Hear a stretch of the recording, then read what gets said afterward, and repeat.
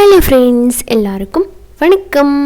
இன்றைக்கி நம்ம நிக்கிஸ் கிச்சனில் நல்ல டேஸ்டான இட்லி, தோசை, சப்பாத்தி, சாதம்னு எல்லாத்துக்கூடவும் சுவையாக போகிற மாதிரி ஒரு அருமையான மஷ்ரூம் மசாலா கிரேவி எப்படி பண்ணுறதுன்னு பார்க்கலாம். இதுக்கு முன்னாடி நம்ம சேனலில் மஷ்ரூம் வச்சு கிரேவி பண்ணியிருக்கோம், அப்புறமா பிரியாணியெல்லாம் அப்லோட் பண்ணியிருக்கிறோம். அது எல்லாமே நீங்கள் ப்ளேலிஸ்ட்டை செக் பண்ணிங்கன்னா அந்த வீடியோவும் பார்த்துக்கலாம்.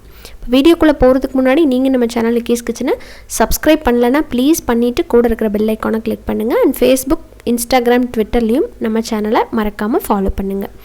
இந்த கிரேவி பண்ணுறதுக்கு முதல்ல ஒரு கடாயில் 2-3 டேபிள் ஸ்பூன் போல் ஆயில் சேர்த்துக்கலாம். ஆயில் நல்லா சூடானதுக்கப்புறமா இதில் ஹோல் கரம் மசாலா, 2 பட்டை, 3 கிராம்பு, 2 ஏலக்காய், கொஞ்சம் கடல் பாசி எடுத்துருக்கிறேன், அதையும் போட்டுடலாம். இது எல்லாமே இந்த கிரேவிக்கு நல்ல ஒரு வாசனை கொடுக்கும். இது ஒரு 30 செகண்ட் அளவுக்கு எண்ணெயில் நல்லா பொரிய விட்டு வதக்கணும். இப்போ இந்த அளவுக்கு வதக்கினதுக்கப்புறமா இதில் கொஞ்சம் கருவேப்பிலை போட்டு பொரிய விட்டுறலாம்.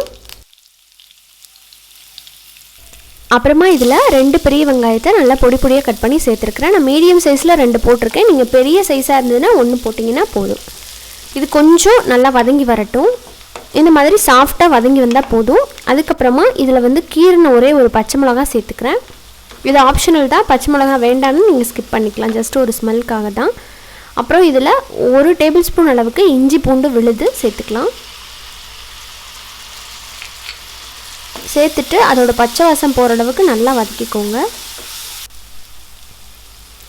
இப்போ இஞ்சி பூண்டோட பச்சை வாசம் போயிடுச்சு. இப்போ இதில் 2 தக்காளியை நான் பியூரியாக எடுத்திருக்கேன். நான் பார்த்திங்கன்னா சுடு தண்ணியில் போட்டு லைட்டாக பிளான்ச் பண்ணி தோலை உரிச்சிட்டு அதுக்கப்புறம் அரைச்சி எடுத்துருக்கிறேன். நீங்கள் அப்படியும் சேர்த்துக்கலாம், பச்சையாக அரைச்சும் சேர்க்கலாம். பச்சையாக அரைச்சி சேர்க்குறத விட இப்படி சேர்க்கும்போது இன்னும் நல்லா ஃப்ளேவர் நல்லாயிருக்கும், பச்சை வாசம் இல்லாமல்.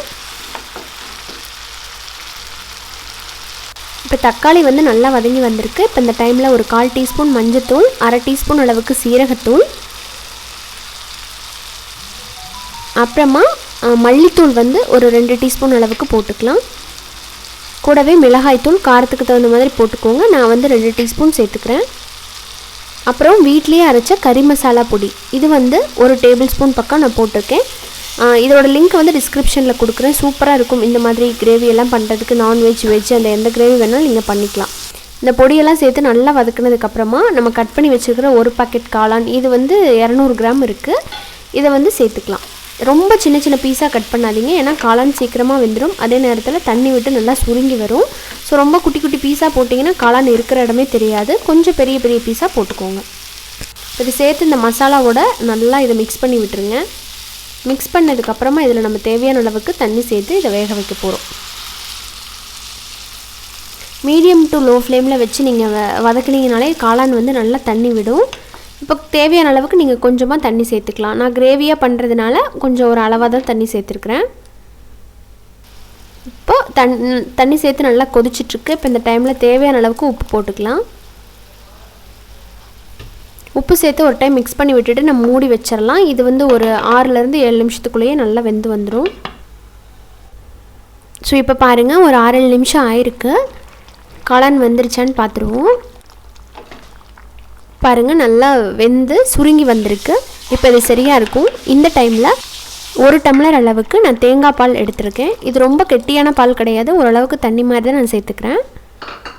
ஒரு 50-60 மில்லி அளவுக்கு இதில் நான் சேர்த்துருக்குறேன். இந்த தேங்காய் பால் சேர்க்கும்போது கிரேவி சூப்பராக இருக்கும். ஸோ தேங்காய் நீங்கள் அரைச்சி கூட போடலாம், பட் தேங்காய் பால் நல்ல டேஸ்ட் கொடுக்கும். இதை சேர்த்துட்டு இது லைட்டாக ஒரு கொதி வர அளவுக்கு வெயிட் பண்ணலாம். மறுபடியும் மூடி போட்டுறேன். இப்போ ஒரு 4 நிமிஷம் ஆயிருக்கு. ஸோ தேங்காய் பால் சேர்த்ததுக்கப்புறமா கிரேவி நல்லா டேஸ்ட்டாக சூப்பராக எண்ணெய் தெளிஞ்சு அருமையாக ரெடியாகி வந்திருக்கு. இப்போ பாருங்கள், கிரேவி பதத்தில் இருக்குது. நீங்கள் இன்னும் தண்ணியாட்ட வைக்கணும் அப்படின்னா கூட வச்சுக்கலாம், குழம்பா பண்ணுறீங்க அப்படின்னா. இப்போ இதில் நல்லா ஃப்ரெஷ்ஷாக கட் பண்ண கொத்தமல்லி இலை சேர்த்து நம்ம பரிமாற போகிறோம். ரொம்பவே சுவையான நம்ம காளான் மசாலா கிரேவி ரெடி. அதாவது நீங்கள் இந்த முந்திரியெல்லாம் அரைச்சி சேர்த்து பண்ணுவாங்க, அந்த மாதிரியும் பண்ணலாம். பட் இந்த மாதிரி தேங்காய் பால் சேர்த்து ஒரு டைம் பண்ணி பாருங்கள், ரொம்ப ரொம்ப சூப்பராக இருக்கும். சாதத்தோட பர்ஃபெக்டான ஒரு காம்போவாக இருக்கும். அவ்வளோதாங்க, அருமையான இந்த காளான் மசாலா கிரேவியை நான் சொன்ன இதே அளவுகளோடு செஞ்சு பார்த்துட்டு உங்களோட ஃபீட்பேக்கை சொல்லுங்கள். இந்த வீடியோ உங்களுக்கு பிடிச்சிருந்ததுன்னா உங்கள் ஃப்ரெண்ட்ஸ் அண்ட் ரிலேட்டிவ்ஸோடு நம்ம சேனலை ஷேர் பண்ணிக்கோங்க. இன்னொரு இன்ட்ரெஸ்டான ரெசிபியோட மீண்டும் சந்திக்கிறேன். நன்றி, வணக்கம்.